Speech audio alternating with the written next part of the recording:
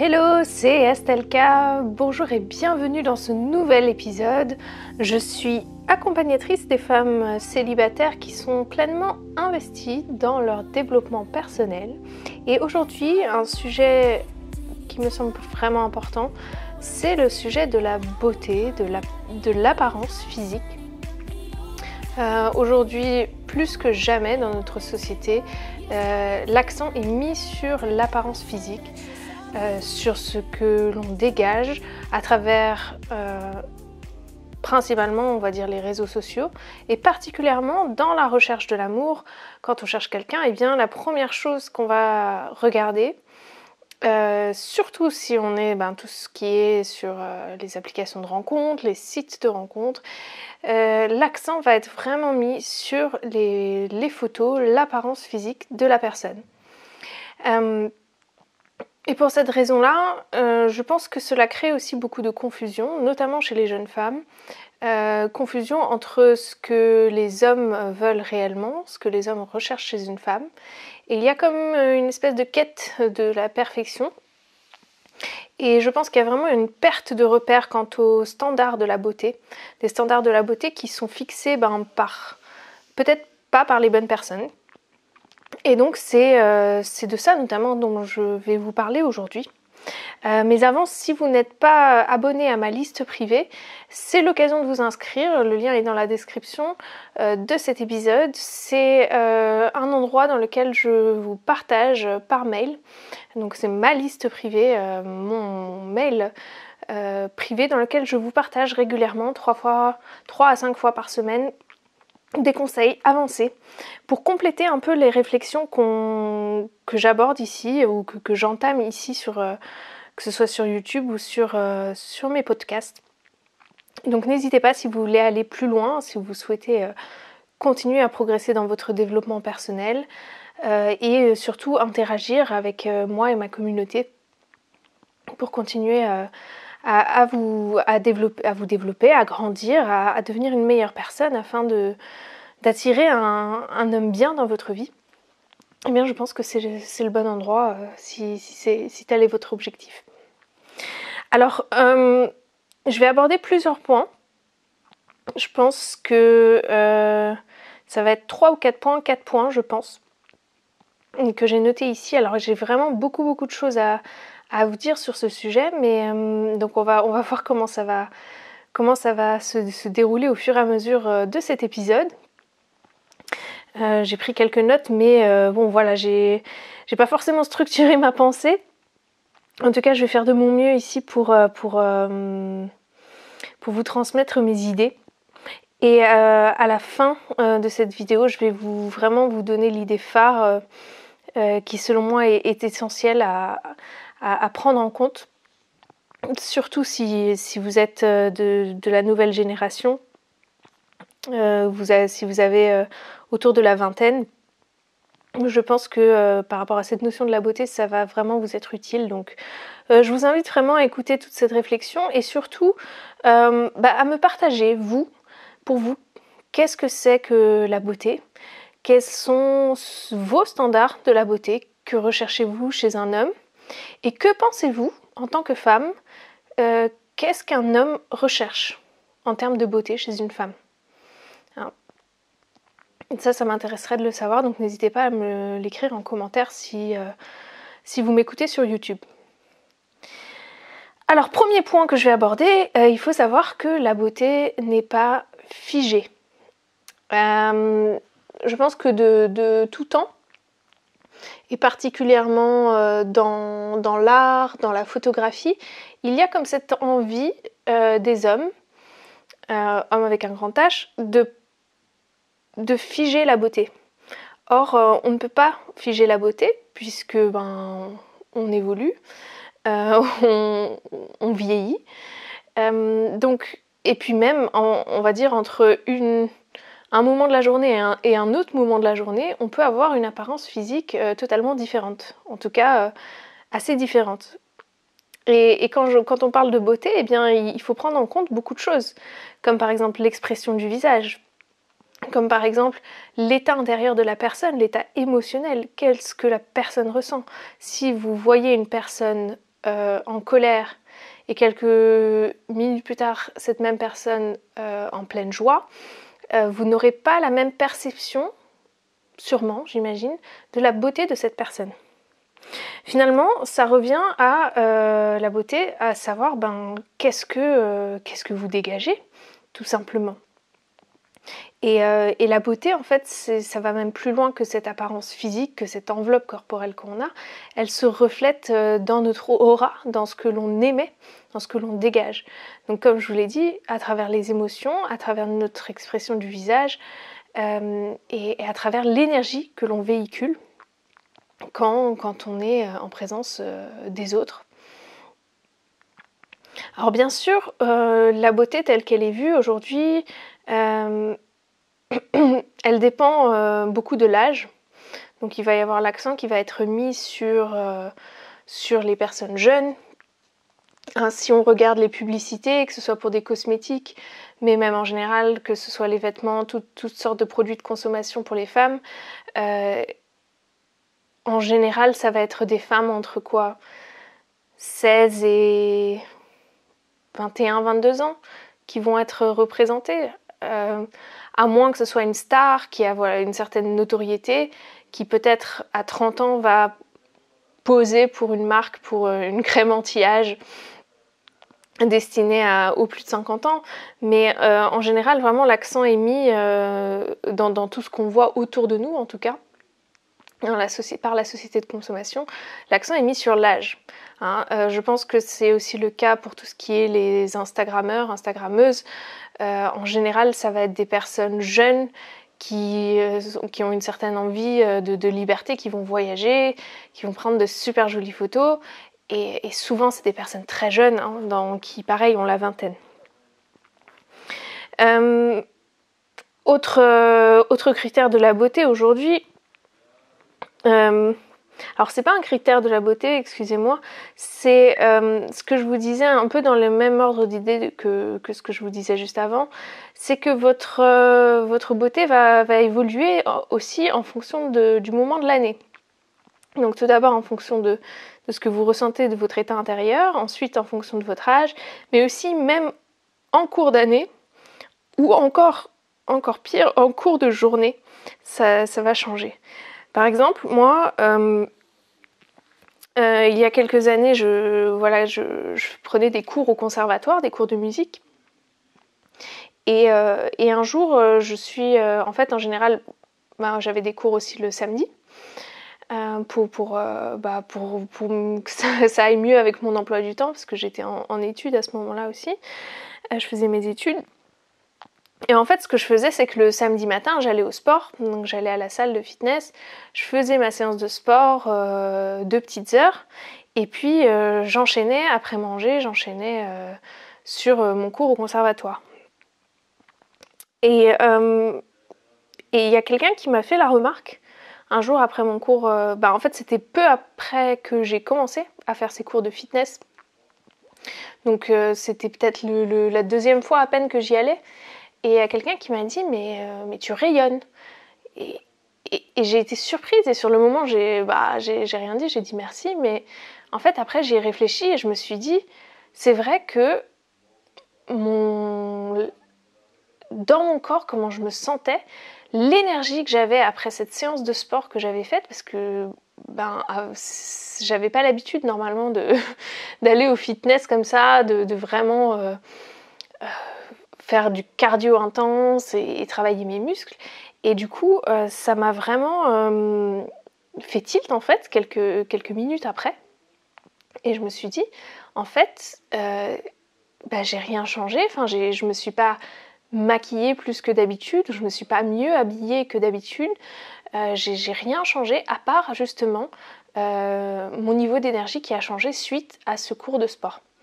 Donc vous voyez comment finalement la beauté va évoluer et en fonction aussi de la perception de la personne qu'on a en face de nous. Donc je pense que vraiment la première chose à retenir, si vous, la beauté c'est quelque chose qui vous inquiète, si vous avez peut-être peur de vieillir ou que vous vous dites peut-être je ne suis pas suffisamment désirable pour attirer un homme, il faut savoir que la beauté, c'est pas quelque chose de figé, et c'est pas, voilà, vous avez... Bon, bien sûr, il y a certaines personnes qui sont nées avec, on va dire, certains standards de beauté, hein, tels que les hommes ont essayé de les définir, avec une certaine taille, certains tours de hanche ou une certaine proportionnalité dans le corps ou au niveau du visage. Mais au final, tout ça n'a pas d'importance parce que la perception de la beauté va évoluer et va vraiment changer en fonction d'une personne à une autre. Donc c'est vraiment, je pense, c'est un sujet qui ne mérite pas de causer autant de soucis ou d'inquiétudes chez nous les femmes que ce qui est le cas actuellement, hein, parce que dans notre société, on met vraiment trop l'accent là-dessus en tant que femme. Hein. Il suffit de regarder le nombre de selfies que les femmes postent chaque jour, le nombre de photos qu'elles prennent pour rechercher en fait cette validation de la part de l'autre, pour qu'on nous dise en permanence tu es jolie, tu es jolie. Et alors que finalement en fait c'est pas si important que ça. C'est pas qu'on s'en fout, mais c'est moi je dirais vraiment que c'est secondaire quand on voit les choses comme ça. Alors le deuxième point que j'aimerais aborder par rapport à ça, c'est que la beauté en fait il a bien fallu mettre des standards sur cette beauté, hein. On sait que la beauté a évolué au fil du temps. Il y a quelques siècles, c'était peut-être attirant d'avoir de l'embonpoint. Maintenant, c'est un des standards de beauté, c'est d'être super fine ou super musclée. Hein. D'ailleurs, on le voit chez certaines fit girls. Mais en vrai, qu'est-ce qui se passe qu'est-ce qu'il y a derrière tout ça? En fait, ces standards de la beauté, ils sont mis en place par tout ce qui est industrie cosmétique, par les grandes marques, par les grandes entreprises, notamment Instagram, et de nombreuses femmes qui justement jouent ce jeu de je suis telle que je suis, mais je vais essayer de me transformer pour rencontrer ces standards, pour être à la hauteur de ces standards qui sont imposés presque par ces différentes industries et par ces business finalement. Seulement leur but ce n'est pas que les femmes aient confiance en elles. Hein, ils vont bien sûr nous dire oui, il faut s'accepter tel qu'on est. Je crois que c'est, si je me trompe pas, vous me dites si je me trompe, hein, il me semble que c'est la marque Dove qui faisait quelque chose comme ça, de s'accepter tel qu'on est, et donc essayer de faire des pubs un peu positives, voilà, accepter son corps. Mais en vrai, derrière toutes ces marques, aussi positives que soit leur publicité, tout ce qu'ils veulent, c'est de la masse et vendre leurs produits en masse. Donc finalement, ce n'est pas dans votre intérêt que de suivre ces standards de la beauté et que de les accepter et de continuer à les entretenir. Parce que finalement, ce que vous faites, vous allez essayer tant bien que mal de suivre ces standards d'une certaine manière, essayer de perdre du poids, essayer de je sais pas moi, de suivre une certaine mode. Mais tout ça, en fait, c'est une quête sans fin. Ça a vraiment un impact, je trouve, sur la confiance en soi. Parce qu'en fait, on n'est jamais parfaite. Donc, en fait, c'est une quête sans fin. C'est une quête qui peut même vous faire perdre votre estime de vous-même. Parce qu'à force, vous vous dites, de toute façon, quoi que je fasse, je me trouve pas jolie. Quelle que soit la coupe de cheveux, quel que soit le style que je prenne. Finalement, on remarque que si on n'a pas vraiment une bonne base à l'intérieur de nous, une bonne base de confiance en soi, une bonne base d'amour de soi, eh bien tous ces artifices, entre guillemets, même s'ils peuvent être importants, il est important de prendre soin de soi, mais je dirais que ces artifices sont vraiment secondaires et ne permettent pas d'être heureuse. Parce que ce qui rend heureuse, c'est vraiment de s'accepter tel qu'on est et de s'aimer profondément. Et à partir du moment où on se laisse dicter par une industrie, par une marque, quel est le standard de beauté qu'on devrait suivre, eh bien, on perd son pouvoir, on perd sa capacité à être heureux parce que c'est un autre ou une autre qui va nous dicter qu'est-ce qui pourrait potentiellement nous rendre heureux. Et comme, je le répète, c'est une quête sans fin, finalement, on ne sera jamais heureux ou heureuse ou satisfait avec soi-même. Et ce qui est aussi leur but, le but de ces marques, c'est vraiment, encore une fois, de faire de la masse, de toujours vous rendre insatisfaite, de toujours vous pousser à chercher un produit meilleur, un produit plus couvrant, un produit plus efficace, un produit plus courbant, plus allongeant, plus je ne sais quoi. Tout ça, pourquoi ? Alors moi, je serais intéressée de savoir quelle est votre expérience, vous, de la beauté. Si vous prenez la beauté, alors pas que au sens physique, si vous prenez vraiment le mot beauté dans son sens large. Parce que moi, la beauté, comment je la vois, si on parle vraiment de beauté, je pense, je peux vous donner un exemple. Quand j'ai été, il y a quelques années, au Pérou, en fait, on est allé au Machu Picchu. Donc c'est un endroit connu, bien évidemment. Mais quand on parle d'expérience de la beauté, je pense que c'est à ce moment-là que j'ai vraiment fait l'expérience de la beauté. C'est-à-dire qu'il y avait comme cette espèce de grande pente qu'il fallait monter avant d'arriver en haut où il y avait une vue panoramique sur toute la vallée avec justement toutes ces anciennes habitations, ces anciennes ruines et ces différents pics montagneux qui forment le paysage du Machu Picchu. Et une fois arrivée en haut de cette pente et que j'ai pu appréhender ce paysage magnifique, j'ai été scotchée complètement. Et en fait, le paysage était tellement beau que j'ai vraiment eu les larmes aux yeux. Finalement, il y a deux expériences de la beauté que l'on peut faire, ou que l'on pense que l'on fait. La première, ça va être l'expérience de la beauté. Quand on va voir une photo, on va se dire, cet homme-là, il est beau, ce paysage est beau. Mais une photo ne va pas forcément véhiculer la même émotion qu'une expérience réelle. Alors bien sûr, je ne dis pas qu'on ne peut pas véhiculer des émotions par les photos, mais c'est une image figée à un instant T. Et c'est pas possible, du coup, de véhiculer la même émotion, d'avoir la même expérience de la beauté quand on voit une photo. Moi, par exemple, je suis plus du tout attirée par un homme qui est beau, que je vois en photo.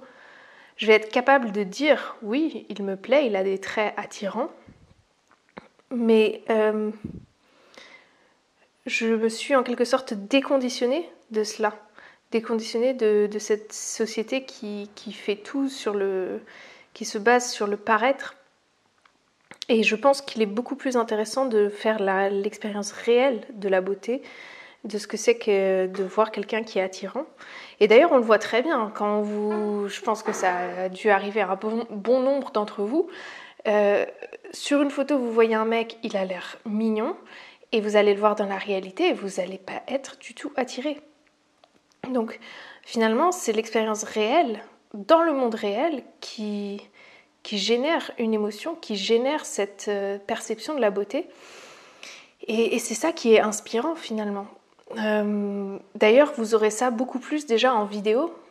C'est pour ça, par exemple, dans le milieu du travail, ce qu'on voit de plus en plus, c'est des CV vidéo, parce que l'employeur va pouvoir se faire une meilleure idée de la personne. Et de même, quand il s'agit de l'apparence physique, eh bien, que ce soit une vidéo ou l'expérience réelle, ce sera déjà beaucoup plus significatif, beaucoup plus parlant. Donc finalement, il faut faire attention de ne pas trop suivre ces standards de l'industrie cosmétique, des différentes marques, des réseaux sociaux, et vraiment revenir à la base, revenir à ce qui est réel pour nous, au monde matériel tout simplement, hein, et pas à ce qui est superficiel, à ce qui peut même être retouché. Troisième point que je souhaiterais aborder avant de passer à la conclusion, c'est un peu pour moi une définition un peu plus personnelle de la beauté. Pour moi, la beauté va être en grande partie basée sur la santé. Personnellement, dans ma famille, il y a des gens qui, dans leur plus jeune âge, étaient des personnes rayonnantes et objectivement, je pense, des personnes qui avaient un très beau physique. Et ces personnes-là, malheureusement, avec l'âge, donc parce que moi j'étais plus jeune à l'époque, donc je les voyais, j'ai vu des photos, j'ai pu voir plusieurs photos et j'ai pu les voir un peu plus jeunes. Et maintenant, à mon âge, je les vois, ils sont devenus plus âgés. Pour certains, c'est des personnes déjà âgées maintenant. Et on voit comment le physique s'est dégradé. Et là, je ne veux pas dire que c'est juste le physique par rapport à l'âge. Je veux dire que c'est vraiment la façon dont ils ont pris soin d'eux, de leur santé, transpire à travers leur apparence physique. Donc la première chose à laquelle il faut penser, c'est que certes, on va vieillir, peut-être qu'on va perdre une partie de la beauté, telle qu'on l'a définie ici, mais finalement, ça va beaucoup dépendre, et même si vous avez génétiquement la chance d'être quelqu'un avec un physique attirant, vous allez voir que si vous ne prenez pas soin de ça, que ce soit par l'alimentation, par le soin de la peau que vous allez faire pour peut-être ralentir l'apparition des rides, tout cela va être finalement ce qui va vous impacter, ce qui va impacter la beauté. Et pas la beauté... et finalement, vous allez voir que si vous avez la chance peut-être d'avoir un physique attirant à la base, mais que vous n'avez pas pris soin de vous, et à côté, vous avez une personne qui avait peut-être un physique moins attirant, mais qui pendant 20 ans a utilisé peut-être des cosmétiques naturels, peut-être s'est bien alimenté, a fait du sport, vous verrez que finalement la balance finit par pencher du côté de la personne qui à la base était moins attirante. Parce que la santé, c'est quelque part aussi la beauté finalement. Hein. Quelqu'un qui est radieux, qui est rayonnant, ça va pas être quelqu'un qui est dans un lit et qui est complètement malade, pas vrai ? Donc ce qui est important, c'est cet aspect, en tout cas pour moi, c'est comme ça que je le définis pour moi, c'est que la beauté, c'est en grande partie la santé. Et un autre point qu'on oublie très souvent, c'est que beaucoup de gens vont par exemple faire du sport parce que ils veulent en retirer des bénéfices immédiats. Ils veulent par exemple avoir des muscles tout de suite pour pouvoir séduire des femmes ou je ne sais pas, peut-être pour les femmes, elles vont faire du sport pour rester minces. Mais je pense que ce qui va vraiment influer sur la beauté et votre bien-être, ça va être plutôt de faire du sport ou de prendre soin de vous, peu importe par l'alimentation, pas par obligation. Encore une fois, quand je dis obligation, c'est par rapport à ces standards qui nous sont imposés, ces standards de la beauté, de la minceur, d'un certain physique. Pas par obligation envers ces standards pour obtenir des likes par exemple sur les réseaux sociaux, mais par réel plaisir, par réel amour de soi et par réel respect pour son corps. Et je pense qu'il y a aussi un point qui est très souvent oublié quand on parle de santé, et quand on parle de beauté d'ailleurs, c'est que c'est aussi une question de valeur. Par exemple, moi, c'est une valeur forte pour moi, la santé, le bien-être. Et je demande à mon copain de rester mince. Et lui aussi, il me demande de rester mince. Alors, si je prends quelques kilos, c'est pas pour autant qu'il va me quitter, et moi c'est pareil. Mais on a chacun une limite que l'on veut respecter pour soi et qu'on aimerait que l'autre respecte aussi. C'est pour ça qu'on est aussi compatible de ce point de vue-là, parce que on a envie d'être avec quelqu'un qui est en pleine énergie. Alors quand je dis mince, rester mince, c'est pas forcément par rapport aux standards de la beauté tel que j'ai décrit tout à l'heure, mais c'est vraiment avoir une silhouette agréable, tout simplement, parce qu'on passe du temps avec l'autre, parce qu'on partage notre intimité et que ça nous fait plaisir, et que finalement, pour aucun d'entre nous, ce n'est une obligation, parce qu'on le fait par réelle envie. Ce qui est bien. Donc finalement aussi, il faut vous poser la question, quelles sont vos valeurs et qu'est-ce qui est important pour vous? Est-ce que c'est vraiment la beauté telle qu'on en parle, telle qu'elle est montrée aujourd'hui dans la société? Est-ce que c'est ça votre valeur? C'est d'essayer de vous conformer à un standard que vous n'avez pas choisi. En tout cas, pas à la naissance, je pense. Parce que personne ne se pose ce genre de questions quand il est enfant ou bébé.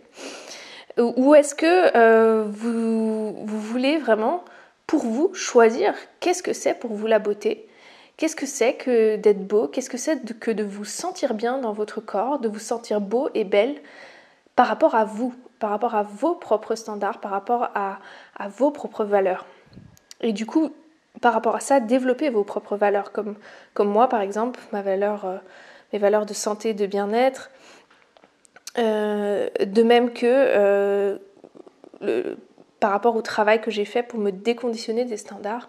Tout ça, c'est intimement lié à mes croyances profondes et à mes valeurs profondes. Et c'est ça que j'ai développé, que j'ai mis en avant, plutôt que de m'inquiéter que j'ai 3 nouvelles rides, même si voilà, je prends soin de ma peau, hein, c'est pas pour autant que je prends pas soin de moi.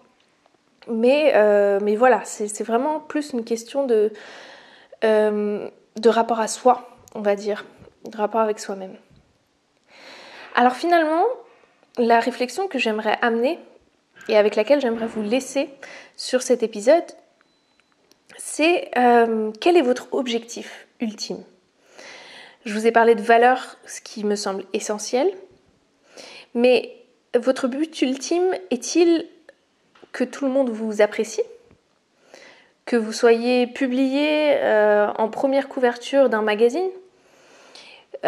Ou que certains mecs que vous ne connaissez ni d'Adam ni d'Ève like vos photos sur Instagram ou sur Facebook? Est-ce que c'est ça votre objectif? Ou est-ce que votre objectif, c'est finalement de trouver cette personne unique que vous appréciez et qui vous aime vous, qui vous aime pour qui vous êtes et pas pour votre réponse aux standards de la beauté de notre société actuelle. Donc finalement, c'est vraiment la question à vous poser. Et en parallèle de ça, eh bien, vous demandez, est-ce que vous ne devriez pas peut-être prendre plus soin de vous? Quand je dis prendre soin de soi, c'est aussi bien à l'extérieur que l'intérieur. Cultiver peut-être votre personnalité. Parce qu'encore une fois, si vous revenez au premier point que j'ai abordé, c'est quand on rayonne pas parce qu'on s'est mis 3 tonnes de maquillage, on rayonne parce que l'on dégage, par notre aura. Et finalement, vous posez la question de quelles sont vos valeurs. Qu'est-ce que, pour vous, la beauté, finalement? Votre propre définition de la beauté. Donc je vais vous laisser avec ces réflexions. Je serais curieuse d'avoir votre avis là-dessus. Est-ce que vous vous êtes déjà posé la question sur qu'est-ce que la beauté pour vous? Est-ce que vous avez des complexes en particulier? Et à votre avis, d'où est-ce qu'ils peuvent venir? Et comment est-ce que vous pourriez peut-être vous en débarrasser ou les voir d'un autre œil en prenant la perspective que je vous ai offerte aujourd'hui dans cet épisode. Et puis, encore une fois, n'hésitez pas à vous inscrire à ma liste privée. C'est l'occasion pour moi d'y partager mes réflexions hebdomadaires. Et pour vous également de pouvoir m'écrire. Vous, qu'est-ce que vous pensez? Où est-ce que vous en êtes dans votre vie amoureuse ou personnelle? Et peut-être me donner aussi votre retour sur cet épisode. Qu'est-ce que ça a amené comme réflexion pour vous? Et puis en attendant, je vous dis à très bientôt dans le prochain épisode. Allez, bye bye.